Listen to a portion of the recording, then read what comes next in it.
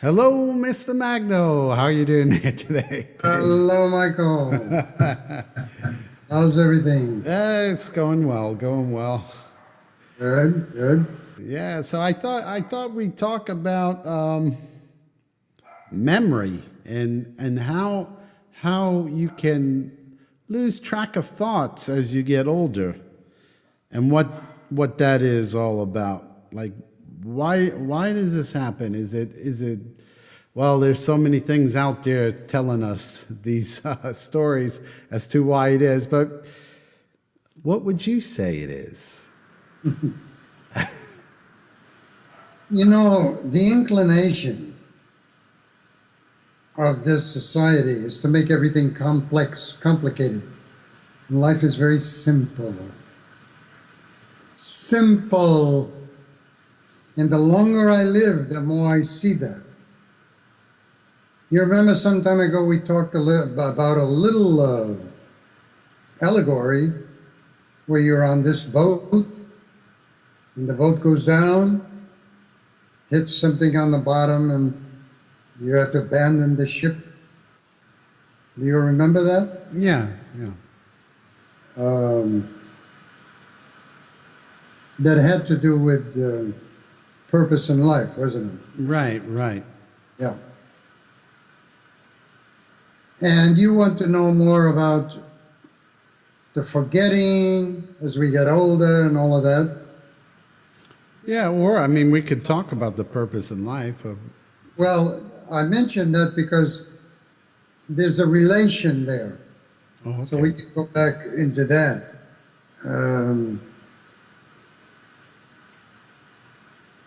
Yeah.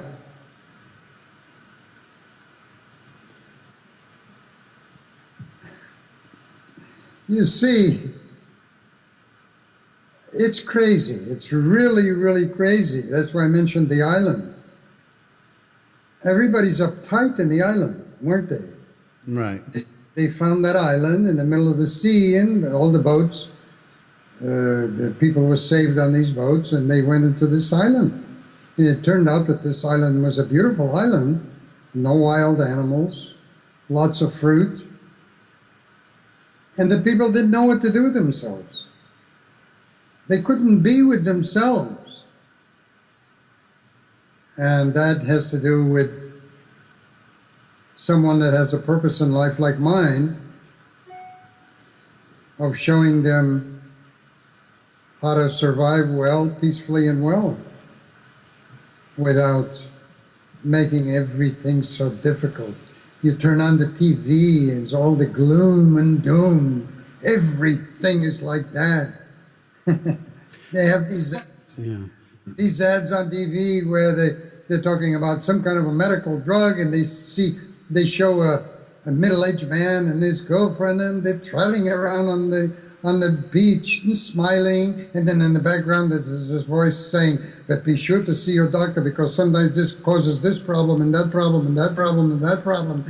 Oh. So what is it, the conditioning that we make life difficult? Because we keep getting conditioned? That's, yeah, that. But basically it's because I haven't met one person, or no, I can't say to one person, maybe I have one or two people. Met. Yes, one person. I was going to say Jiddu Krishnamurti, but I didn't meet him. I was seated right in front of him while he was speaking in Hawaii. But I think I've met one person who knew about this, the complications in life. Because we create the complications. Even cyclones, the tidal waves, storms, that's all created by us, by our thoughts. Now, if I get too far away into left field, just remind me. Okay. Because I tend to get off into this thing. It's difficult to talk about these things because it's not like material things, 1, 2, 3, 4. So where are we now? So, I mean, how do we create our lives to make them difficult for ourselves? Yeah, it's all on a chain. All on a chain. The people didn't tell you the truth. And when I was younger and my children were born, I didn't tell them the truth because I didn't know. We were all asleep. We were sleeping because all of us were taught by rote. So when you're taught something by rote, you get to a certain age where it's part of you, but you didn't learn it under your own self-determinism. Therefore, it's like a habit. You have a habit of going like this all the time, let's say. You're not even conscious of that. Right. So it's definitely unconscious, right? Yeah. So what I mentioned was this thing about forgetting, where the medicals, they drill into your head about the names of these diseases like Alzheimer's and what are the names for it? You forget and Dementia. yeah, all of that stuff. And I have discovered, at least for myself, and here I have to make another comma to put something inside. We are all influenced by other people. We don't want to find out for ourselves. We rely on the words of others. And what I teach is to rely on yourself, to find out from yourself. Find from within. All the lessons are there. But how are you going to do that if nobody ever taught you? So I have discovered that the reason why people forget words, and that has happened to me, when they go between the ages of 70 and 80. Now, I'm 80 years old. Now, when I came home from that small surgery on my foot from the hospital, I should call it a fiasco. I'd never been in a hospital before, never took drugs in my life. And I came home with I don't even want to get into it. But I noticed that I was kind of forgetting some of the words. And the worst thing you can do, what most people do, well, most people, everybody, they believe what the doctors, the medicals tell them.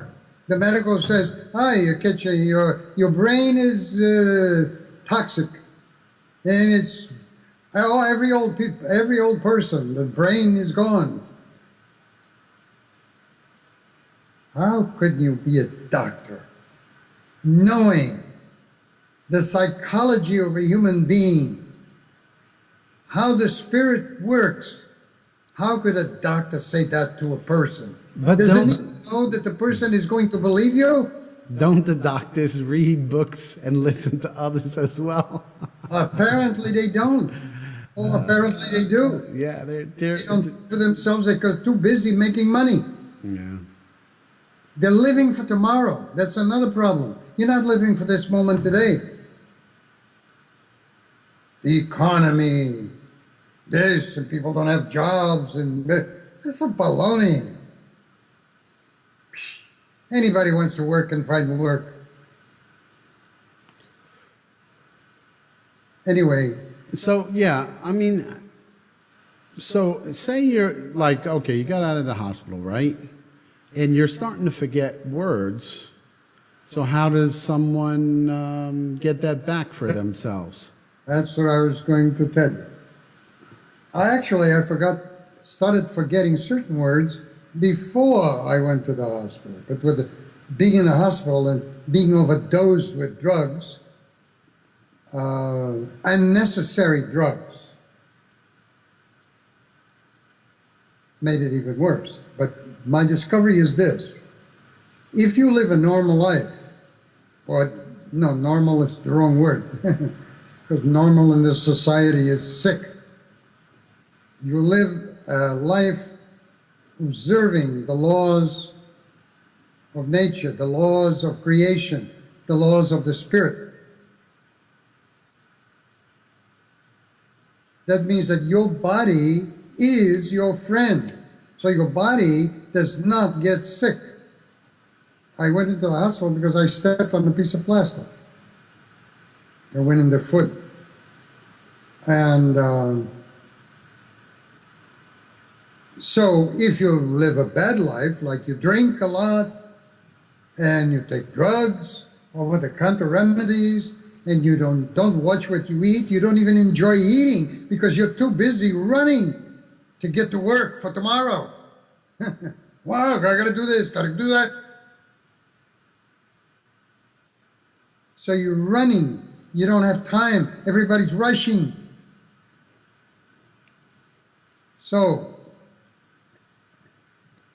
if you live that way, yeah, it can be that any part of the body, muscle, brain, is not in its top condition. We know that, and that will affect the thinking also. Now I'm talking when everything is fine, everything is equal, your body's okay, you're walking fine, you're breathing fine.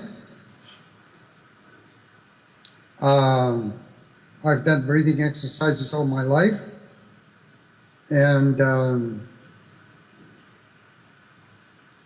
even in the hospital, they were trying to make me believe that I had breathing problems. Mm-hmm. Oh, and other things that I don't want to even get into. Right. So, yeah, I'm coming to your question. Yeah. What I discovered is that Alzheimer's, dementia, all of this stuff, is that you don't know enough about consciousness. Because I noticed that I started forgetting certain words. Couldn't believe it. And I don't give up very easily. I get the dictionary, and also my vision got very bad. So I lose the dictionary on the computer. I went back to the dictionary, looking these things up, reviving the words which died because they were taught to me when I was a kid, and everything was unconscious then. So when that happens to a person, they right away they think, well, the doctor said that Alzheimer's, I'm getting old. No, nobody's getting old. As long as you're active and you have something to say, you say it. And that something is to help other people. And I don't mean to say that you have to do this for free because it's your duty. You don't get a duty, nothing. You give it to them because you enjoy it, you love it. You want to see them do well. And in return for that, the others, there's an exchange. If you don't want to charge dollars, then tell them to bring you a bag of bananas. Okay. But that's, the law of exchange is that. Now, you are putting under your own self-determinism, under your own direction, those words that we'll learn unconsciously when you were a kid.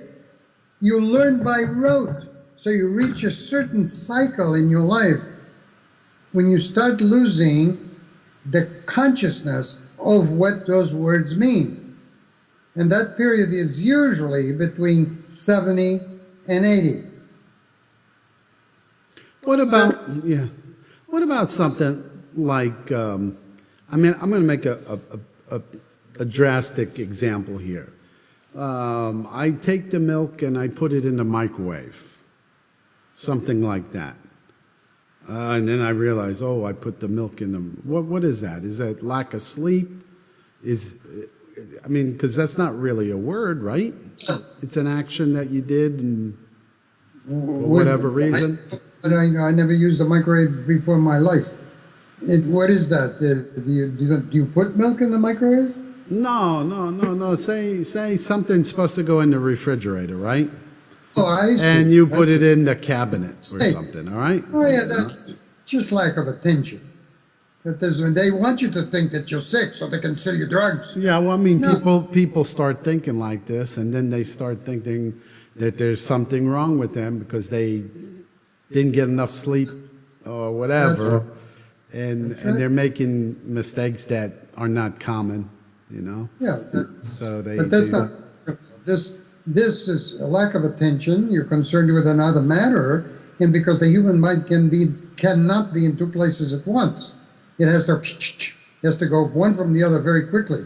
Yeah. So you're thinking about one problem and you make a mistake. That happens to me sometimes. It happens to everybody. That's not what I'm talking about. I'm talking about using a word like the word the other.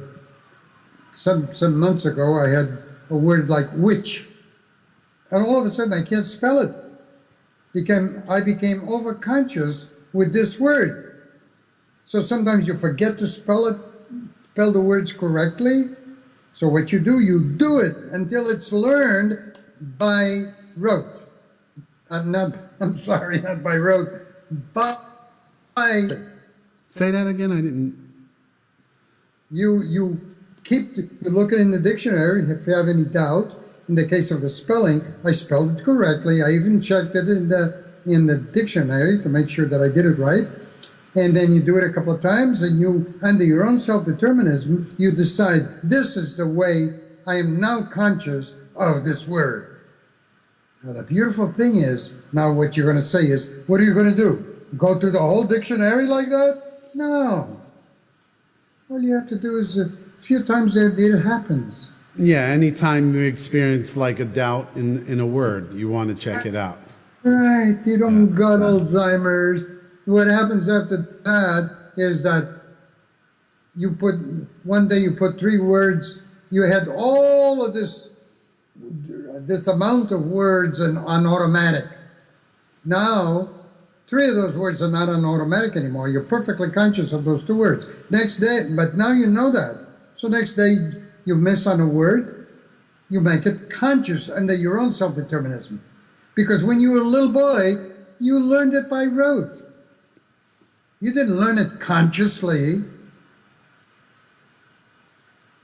So Which by takes- yeah, Which takes us to another thing. yeah, I mean, you know what the teachers that teach these things, life coaches and what they call gurus, when they say that I was enlightened, that's what they mean. They become conscious that they had this consciousness that was automatic. That's what being enlightened is. It's very difficult to explain. When I saw the brilliant white light, oh my God, I was never the same.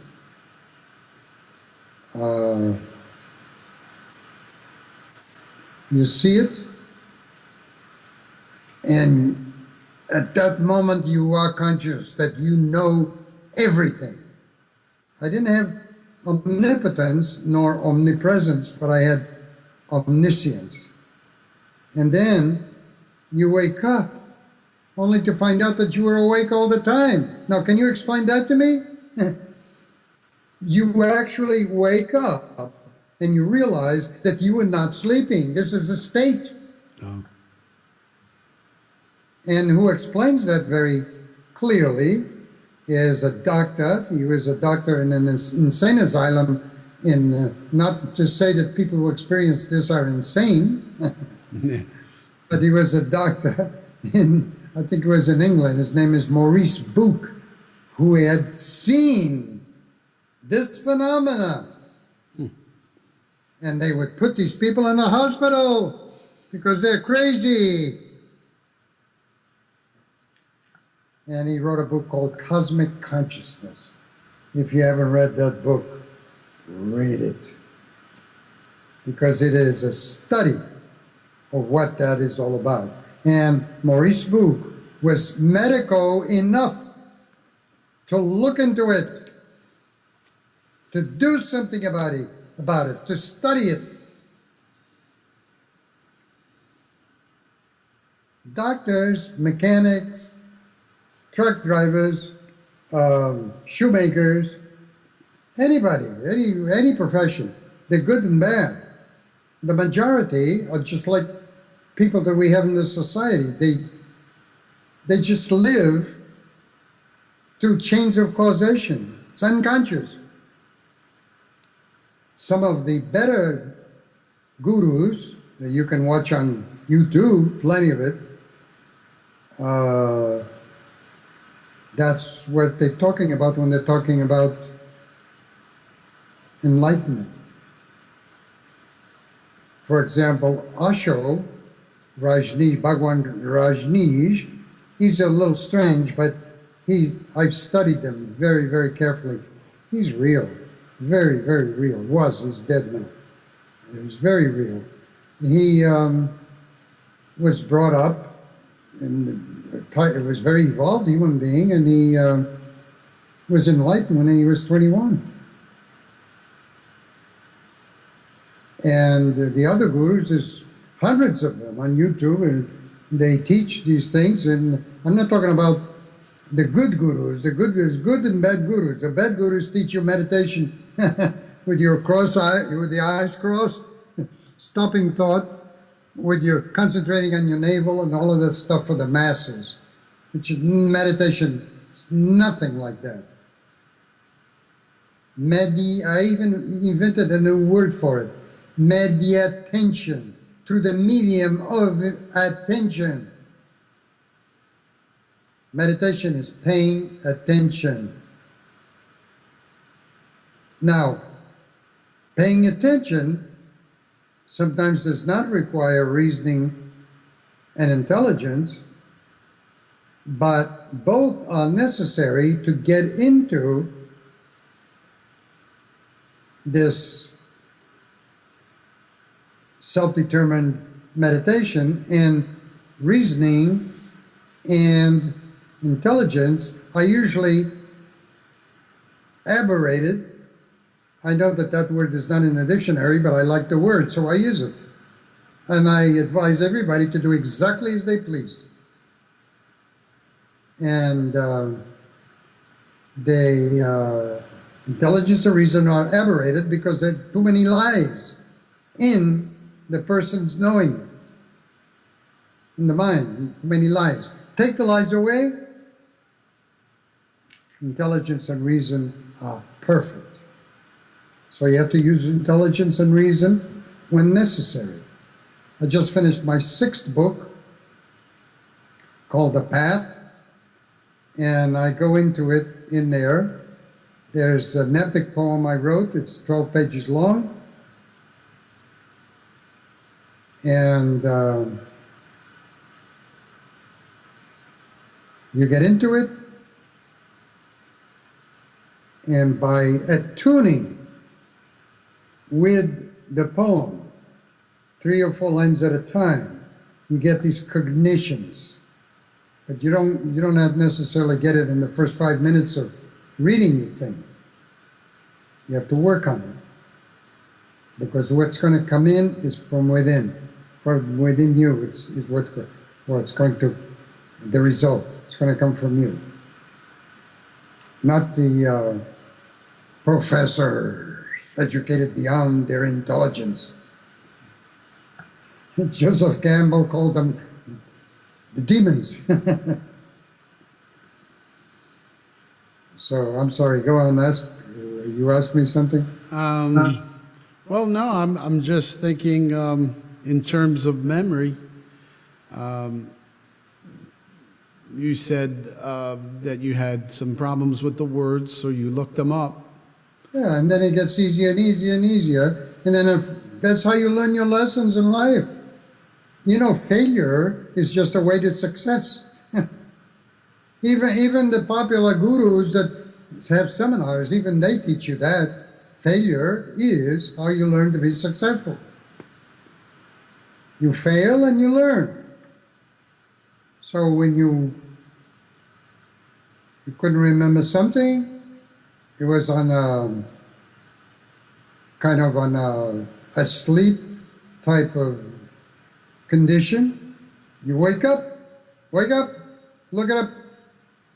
So like going into a new world, then you become conscious of the fact that you are conscious and that you have been conscious, but unconscious in that consciousness. Very difficult to explain. You have to do it. That's why all the stuff that I teach on the path, my 6th book, is all arranged in such a way to evoke the cognitions and the knowledge, and it's your knowledge. What's true for you is what's important, nothing else. And that's how you're going to help other people.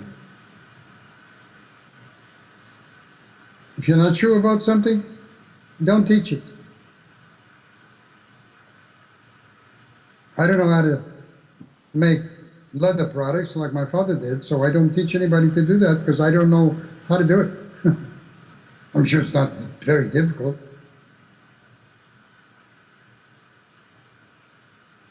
So you're a teacher. You can be a teacher. I mean, you are a teacher. You can teach anything that you know the technique of. And being a teacher is just putting yourself in the other person's shoes, the other person's situation. Be able to read everybody through the 69 moods and feelings that we were talking about the other day. You know those feelings? You can read other people.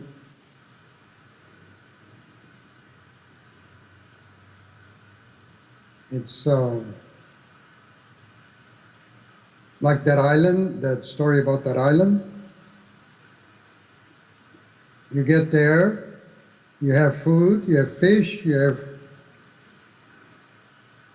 fruit, you make a little house on a tree.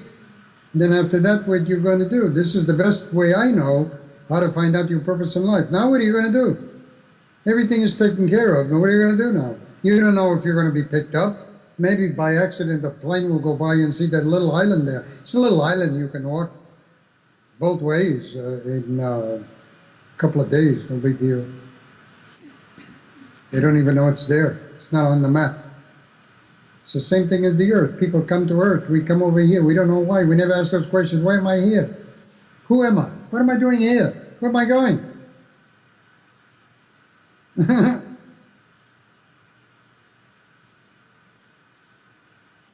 Even to die costs money.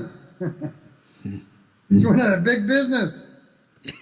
I know firsthand.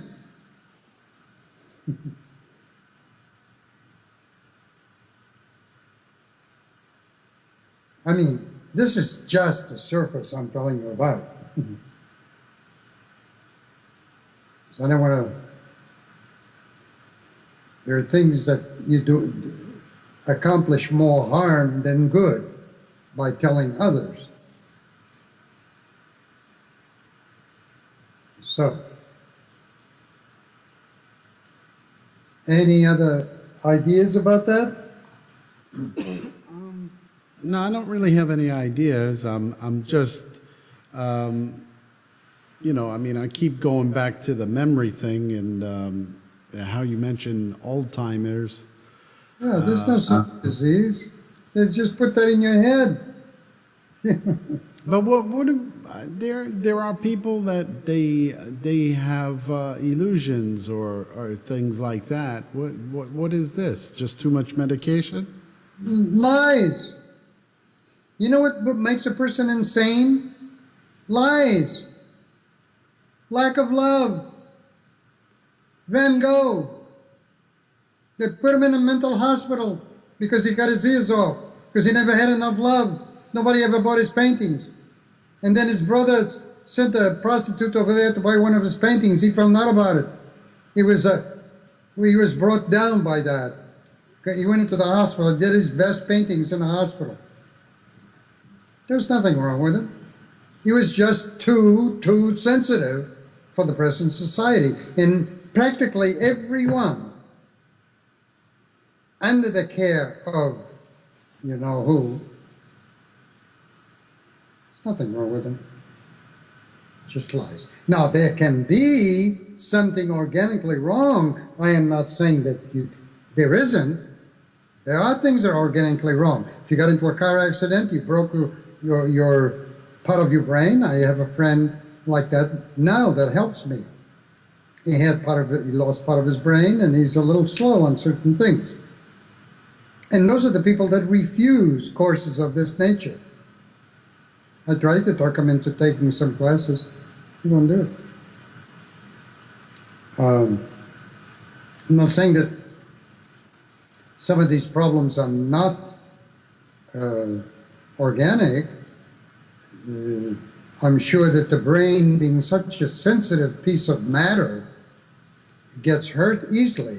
But you would have to do a lot to hurt it, like drinking a lot, taking drugs a lot, being angry, hating. Well, what about somebody who has a fairly normal life? I mean, obviously not on the highest consciousness level like a guru or anything, but, you know, works a regular job and, you know, has a good marriage and all that and family, but gets sick and has memory problems or issues like that. I mean, so what is the cause there? I mean, same thing. The basic cause of all illness are lies.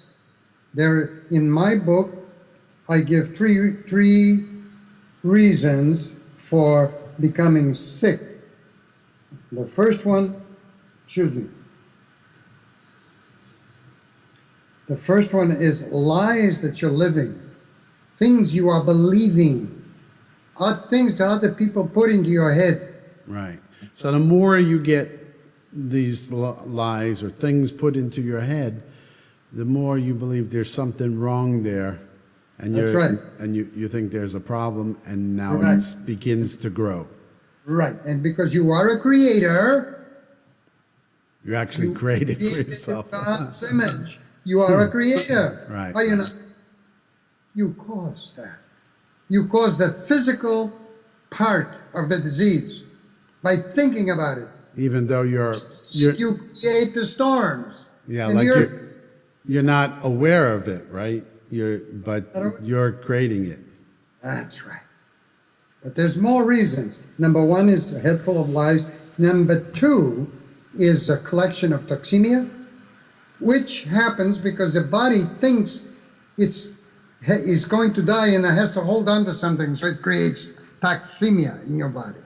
And number three, believe it or not, and now you're going to call me a quack. If you don't call me a quack, I'll tell you what it is. We got a deal? Yeah. It's the eating the dead bodies of animals.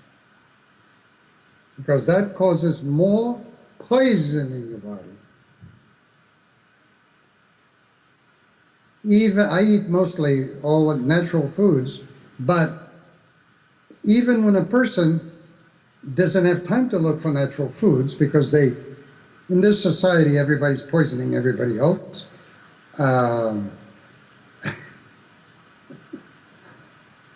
Even when you don't pay attention to this because you don't have time, but if you don't eat meat, you don't have so much toxemia in your body. If you don't believe me, just put some flesh of a cow in one dish and put some fruit in the other, put it outside for a week, and then go back to it. Tell me which one stinks. Do great spiritual masters not eat meat, or is that just... I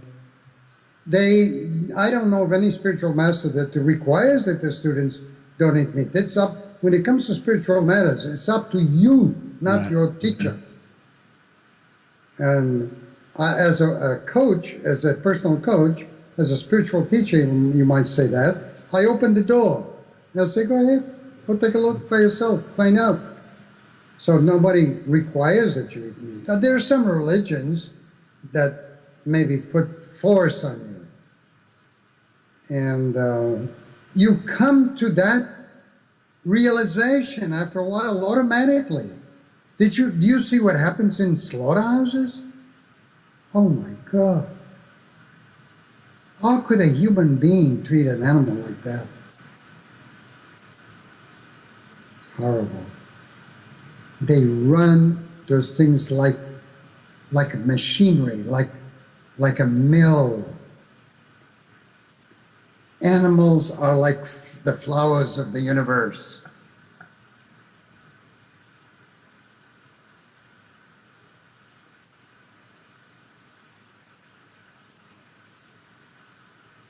Well, we've been at this for quite a while, so Yep. I want to leave you with this thought. The old smelly books say that you were born, you were made in God's likeness. You were created by God and made in God's likeness. I agree with that. And if it's the truth for you, if it's the truth, then you create just like God. Maybe not in quantity yet, but in quality. Therefore, you have the power. As long as that power is for good. Because if you use that power for bad, the bad will chase you. And that's what they call evil. All right? All right.